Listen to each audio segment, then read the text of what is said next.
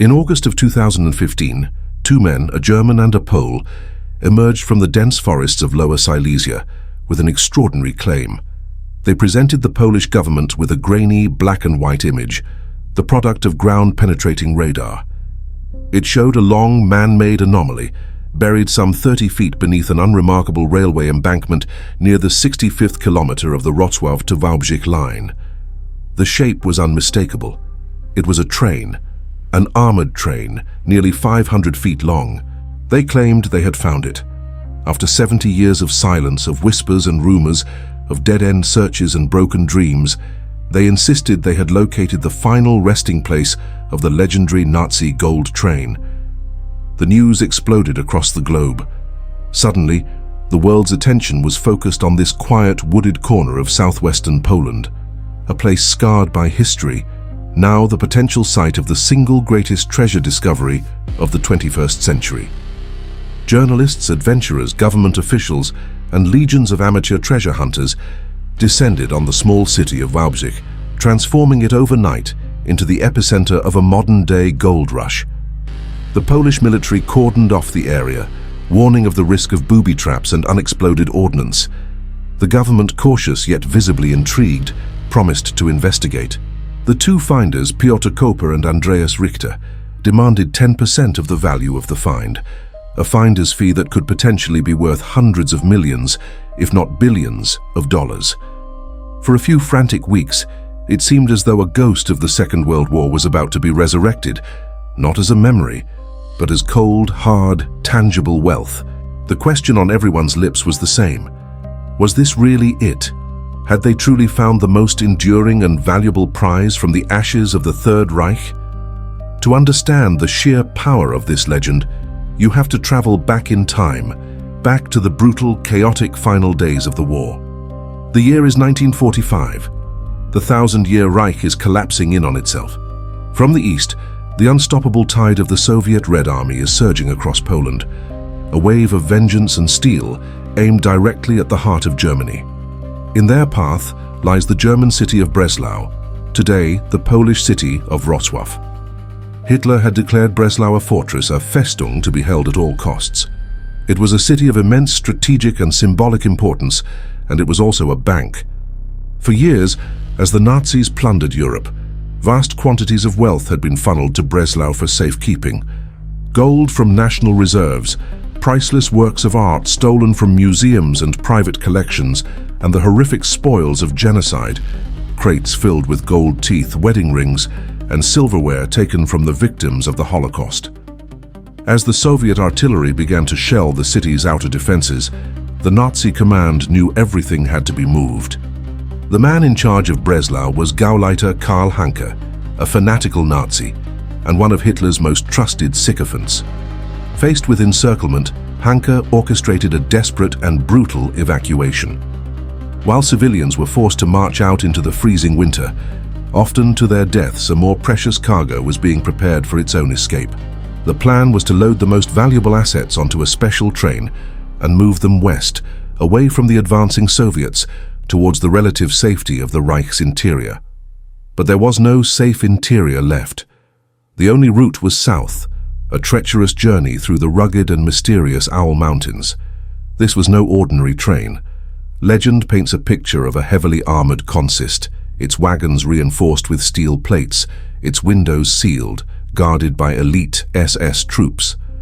The exact contents remain the subject of intense speculation, the fuel for 70 years of myth-making. The manifest, if one ever existed, is long lost to history. But the stories claim it was laden with up to 300 tons of gold bars from the Breslau branch of the Reichsbank. It was said to be carrying crates of jewels, diamonds, and foreign currency. Some versions of the tale insist it held masterpieces of art, perhaps even the long-lost panels of the legendary Amber Room, looted from a Russian palace years earlier.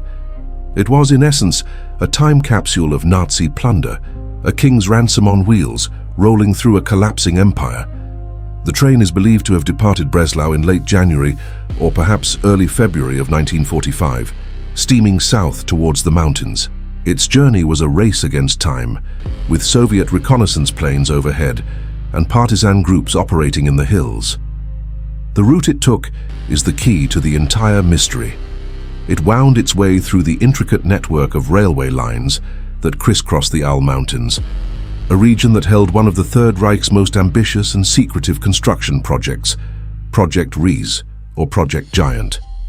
Here, using the forced labor of tens of thousands of concentration camp prisoners, the Nazis had carved a vast, 7-part complex of tunnels and underground bunkers deep into the hard gneiss rock of the mountains. The official purpose of Project Ries is still debated by historians. Was it a new Führer headquarters? A network of subterranean armaments factories for developing wonder weapons? No one knows for sure. What is known is that it provided a pre-built, top-secret labyrinth, a perfect place to hide something of immense value. And it is here, somewhere between the towns of Świebodzice and Wałbrzych, that the train's story ends and its legend begins.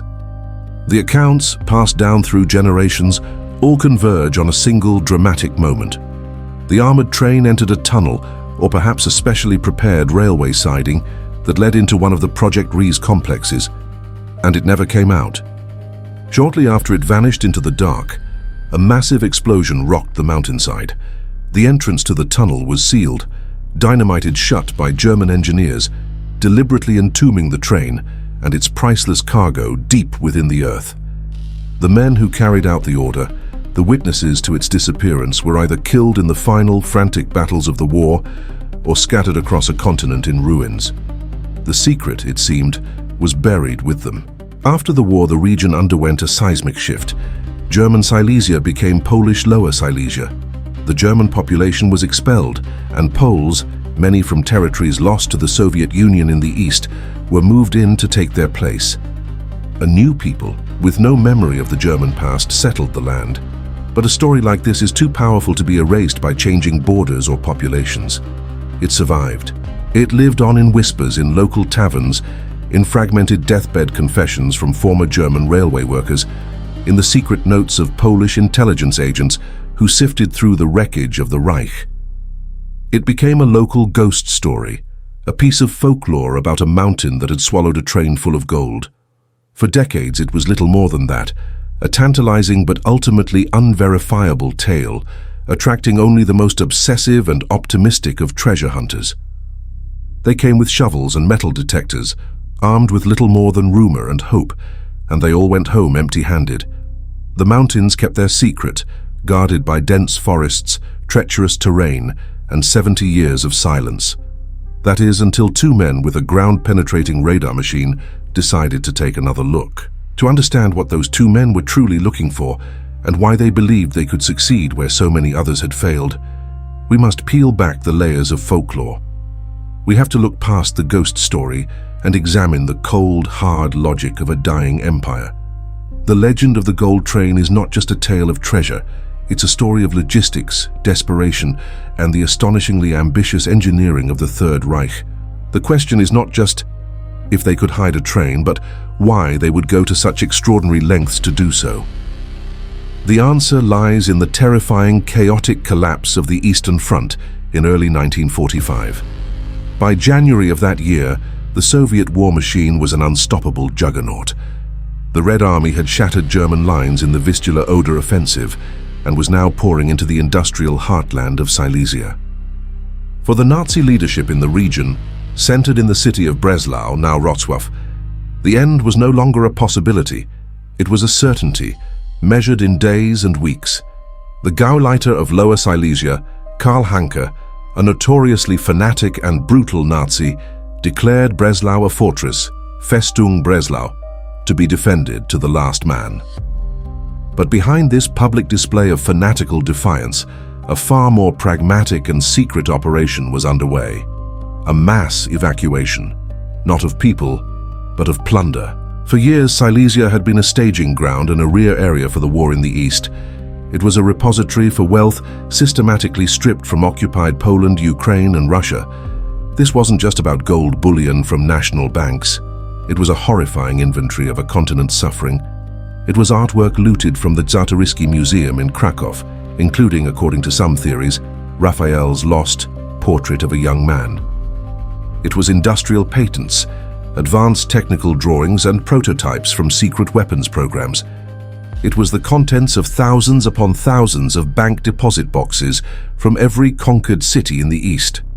And most grimly, it was the so-called Reinhardt loot, the personal wealth of millions of murdered Jews, collected at death camps like Auschwitz, a vast, obscene treasure of gold teeth, wedding rings, jewelry, and foreign currency. All of this was being consolidated in Breslau, a city about to be encircled and annihilated by the Soviets. Getting it out was a matter of supreme urgency. The plan, conceived in panic, was twofold. Some assets were to be moved west, towards the heart of Germany. But the routes were perilous, constantly strafed by Allied and Soviet aircraft. The other option was to hide it. To secure the wealth for a future day, for a mythical Fourth Reich or more likely, for the personal enrichment of high-ranking officials who planned to escape and create new lives for themselves in South America or the Middle East. The assets had to be concealed in a place that was secure close by and could be made to disappear from any map. They needed a place like the Owl Mountains. And in the Owl Mountains, the Nazis had already built the perfect hiding place, a top-secret underground world known as Project Riese. Project Riese, or Giant, remains one of the most mysterious and ambitious construction projects undertaken by the Third Reich. Beginning in 1943, using the forced labor of tens of thousands of concentration camp prisoners and prisoners of war, the Nazis began carving a gargantuan network of tunnels and subterranean halls deep into the hard gneiss rock of the Owl Mountains. 7 vast, separate but interconnected complexes were started, with names like Rozhechka, Wodars, and Osovka. The sheer scale is difficult to comprehend.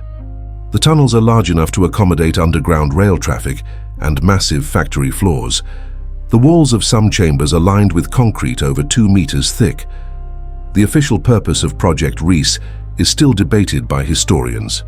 Was it intended as a hardened underground Führer headquarters, a network of subterranean factories for producing V-2 rockets or other wonder weapons, safe from Allied bombers, perhaps even a facility for Germany's nascent atomic research program? Whatever its ultimate purpose, one thing is certain. By 1945, Project Riese was a ready-made, top-secret underground fortress with its own integrated infrastructure, including a narrow-gauge railway system that connected the various complexes. It was the perfect vault. It was a place designed to swallow secrets. The logistics of hiding a train here moved from the realm of fantasy into the realm of chilling, military-grade plausibility. The main railway line from Breslau to Waldenburg, now Waubrich, runs along the base of the Owl Mountains, skirting the very edges of the Riese complex. For the German engineers of the organization TOT, the paramilitary group that oversaw Riese's construction, laying a temporary spur track from the main line would have been a trivial task. Such sidings were built all the time for industrial and military purposes. This secret spur would not lead to a station, but directly to a specially prepared tunnel entrance, one of dozens that pockmarked the mountainside. Once the armored train, a Panzerzug likely escorted by a detachment of dedicated SS troops, was maneuvered inside, the final phase of the plan would be terrifyingly simple. The entrance would have been pre-rigged with tons of explosives. German military engineers were masters of demolition. The goal would not have been just to block the tunnel, but to obliterate it, to bring down thousands of tons of rock and earth in a catastrophic collapse. They would aim to make the sealed entrance utterly indistinguishable from the surrounding mountainside, a scar that would heal over with time, forest, and 70 years of silence. The men who drove the train, the soldiers who guarded it, and the engineers who sealed its tomb, their fate was likely sealed with it. In the final nihilistic days of the Reich, secrets were kept most effectively by eliminating those who knew them. This meticulous, brutal logic is what elevates the story from a local rumor to a credible military operation.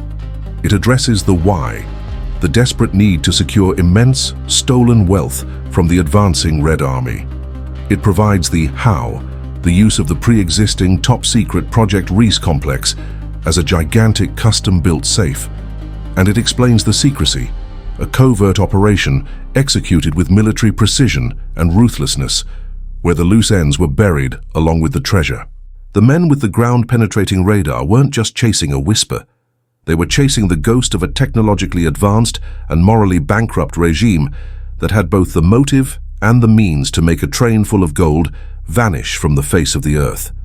They were betting that even the most perfectly executed plan leaves a trace, a scar in the geology, an anomaly deep underground that modern technology could finally bring to light. But technology, for all its power, is deaf to the past. What does a ground-penetrating radar pulse feel? What does a magnetometer hear of the whispers and the screams that have soaked into this soil? To understand the true story, we must strip away the digital scans and listen for the echoes of the human heart, for the story etched not in rock but in memory and fear, for the men and women on the ground in the winter of 1944 and the spring of 1945. The gold train was not a legend. It was a cold, terrifying reality, a secret that poisoned the very air they breathed. Imagine being a German soldier, not a fanatic from the SS Leibstandarte, but a weary Wehrmacht engineer, old enough to remember a world before the Nazis. You are stationed here in the Owl Mountains, a place that feels like the edge of the world. The war is lost. You hear it in the frantic radio dispatches. You see it in the hollowed eyes of the new recruits, children in oversized uniforms, and you feel it in your bones, a deep, damp cold that has nothing to do with the snow blanketing the pine trees. Your world is collapsing, yet here, in this isolated valley, you are engaged in an operation of monumental importance. The work is relentless, driven by a desperate urgency that defies the reality of the crumbling front line, now only a few hundred kilometers to the east. The Red Army is coming, a wave of steel and vengeance. Yet your orders are not to fortify a defensive line, but to prepare a tomb. The smell is the first thing you'd notice. The sharp, clean scent of pine is constantly fighting a losing battle against the greasy stench of diesel from the generators, the acrid smoke from the coal stoves, and something else. The sour human smell of desperation. It comes from the columns of ragged figures you see march to and from the tunnels each day. The Zwangsarbeiter, the slave laborers. They are the ghosts of Project Reese, human machinery with sunken eyes and skeletal frames, their striped uniforms hanging off them like shrouds. You are ordered not to look at them, not to speak to them. They are tools, and when the job is done, tools are discarded. But you see them. You hear the rhythmic, hollow clang of their pickaxes echoing from the mountainside, a sound like a failing heartbeat. You know, with a certainty that freezes your soul, that they are digging their own graves. Then comes the train. It doesn't arrive in daylight. It slinks into the valley under the cover of a moonless, overcast night, its armored plating glistening with frost. It is not a normal military transport. The guards are different. They are SS, hard-faced men who move with a chilling economy of motion. They radiate an aura of absolute authority that makes even seasoned army officers step aside. They don't speak to you. They give orders. The area is sealed. A perimeter is established. No one enters, no one leaves. The sound is of muffled efficiency, the low hiss of the engine's steam, the quiet, heavy clank of the boxcar doors being unsealed, the terse, guttural commands that cut through the frozen air. There is no shouting, no panic.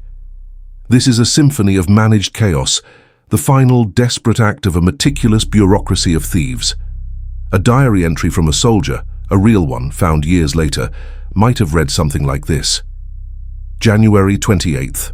The special transport arrived last night. We are forbidden from approaching. The whole valley is on lockdown. Otto said he saw them unloading crates, heavy ones. He also saw suitcases, piles of them, just thrown into the cars. He said it looked like a whole city had been emptied. The SS men are everywhere. They look through you. We all know what this is. It's the plunder. It's everything they stole. We are guarding a train full of ghosts and gold, and I feel like a ghost myself. The artillery sounds closer tonight. Now picture yourself as a Polish railway worker, a man named Stanisław, perhaps conscripted to work the lines. You've lived your whole life in the shadow of these mountains. You know their secrets, their sounds. For months you've seen the strange construction, felt the earth tremble from underground blasting. You've seen the prison trains arrive and seen that very few ever leave. You learn to make yourself invisible, to see without being seen. On that night, You are forced to man a switching junction miles away. You are told a priority military train is coming through. You must ensure its path is clear. You see it pass, a dark, hulking beast, a Panzerzug, unlike any you've serviced. It's moving slowly, cautiously, pushing a flat car ahead of it to check for mines, and through the biting wind you hear something else, a low hum of engines from the forest, the crunch of heavy tires on the frozen track beds. You know it is not heading for the main station at Wałbrzych. It is turning, veering off onto that new spur line, the one that goes nowhere, the one that disappears into the dark maw of the mountain. You pull the lever, the track shifts with a heavy groan, and you feel as if you have just guided a soul into the underworld. You go home, you don't tell your wife, you don't tell your children.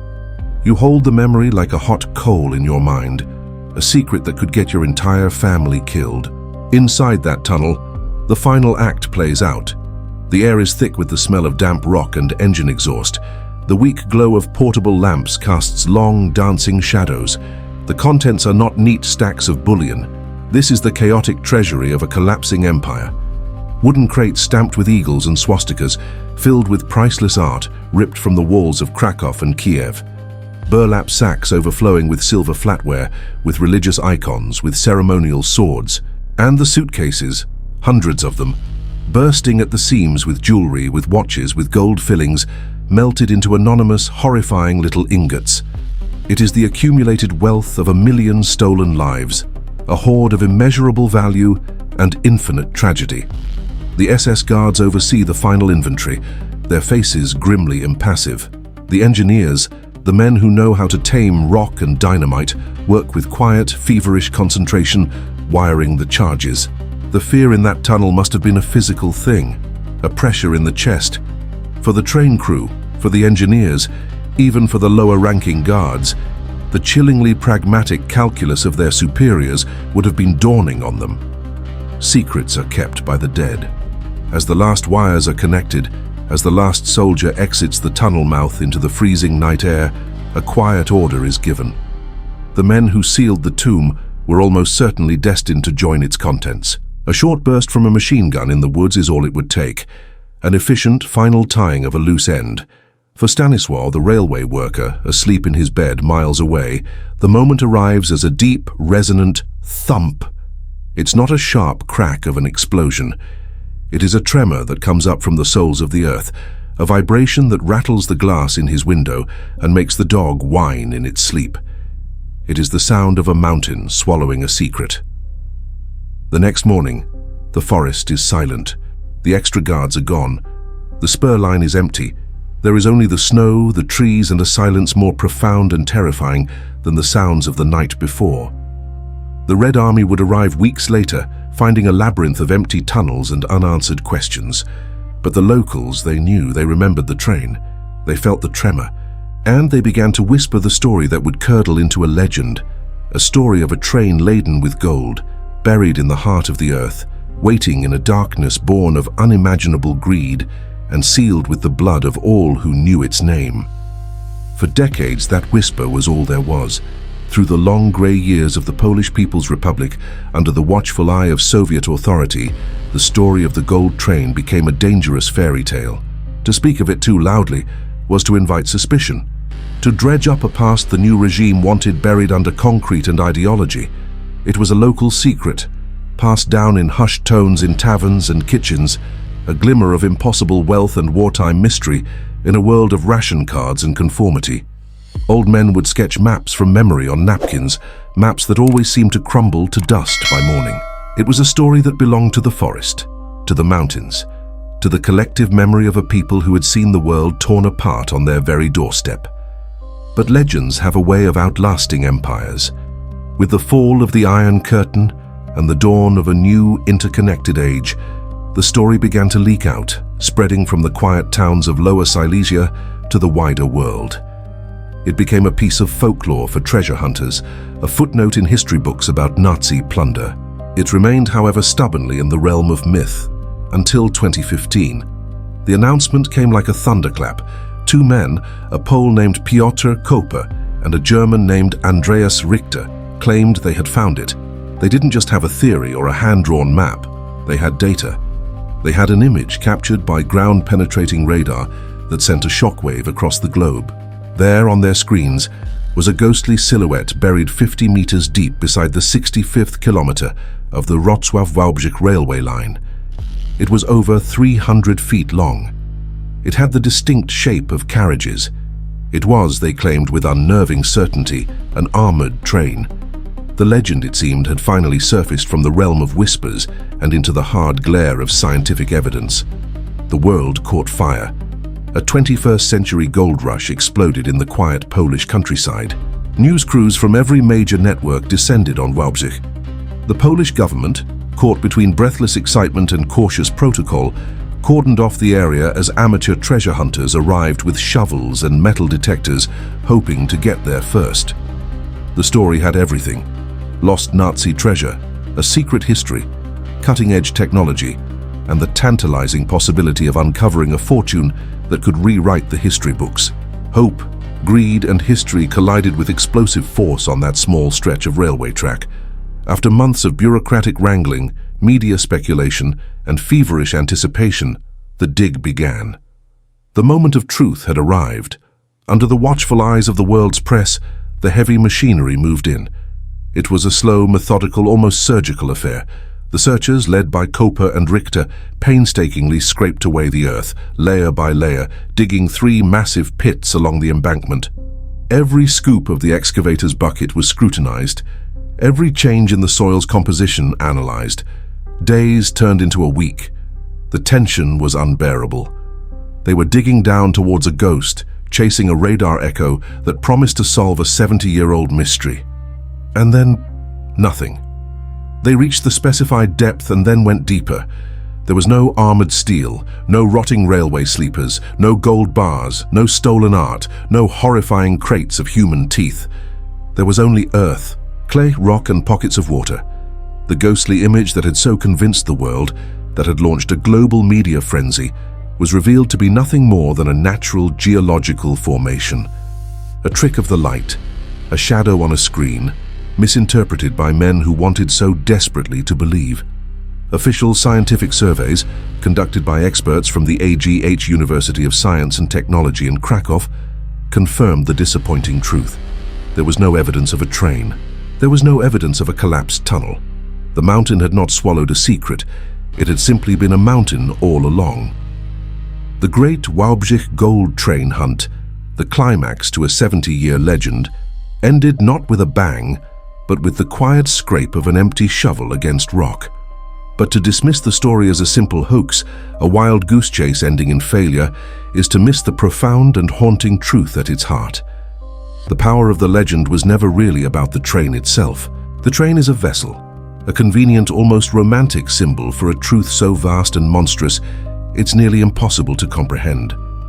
The real story isn't about a single hoard of buried gold. It's about the systematic, continent-wide plunder conducted by the Nazi regime and the unthinkably vast fortune that was stolen, scattered, and never recovered. We know for a fact that treasure trains existed. The Hungarian gold train, for instance, was intercepted by American forces in Austria in 1945. Its 24 freight cars filled with the stolen wedding rings, artworks, and family heirlooms of Hungary's murdered Jews. Most of that treasure was never returned to its rightful owners. The Wałbrzych train legend persists with such force because it gives a tangible shape to an intangible crime. It is easier for the human mind to imagine one train hidden in one tunnel than it is to grapple with the reality of millions of homes looted, thousands of bank vaults emptied, and a wealth of culture and life erased from existence. The search for the gold train is, in a way, a search for a final accounting, for a piece of tangible justice in a history where so little justice was ever found. But in doing so, we risk sanitizing the horror. We turn a story of genocide and theft into a thrilling adventure tale, an Indiana Jones quest for lost treasure. We focus on the glittering gold, and in doing so, we look away from the blood that stains every ounce of it. The real treasure was never the ingots or the diamonds. It was the lives they were taken from, the futures that were extinguished, the memories that were turned to ash. The silence in that Polish hillside today is not the silence of a hidden tomb. It is the echo of a much larger, much deeper void, the one left behind by the people whose stolen legacy gave birth to the legend. The train may be a ghost, a phantom of our collective imagination, but the history that created it is all too real. And its weight, the burden of remembrance and the duty to never forget, is far heavier than any cargo of gold.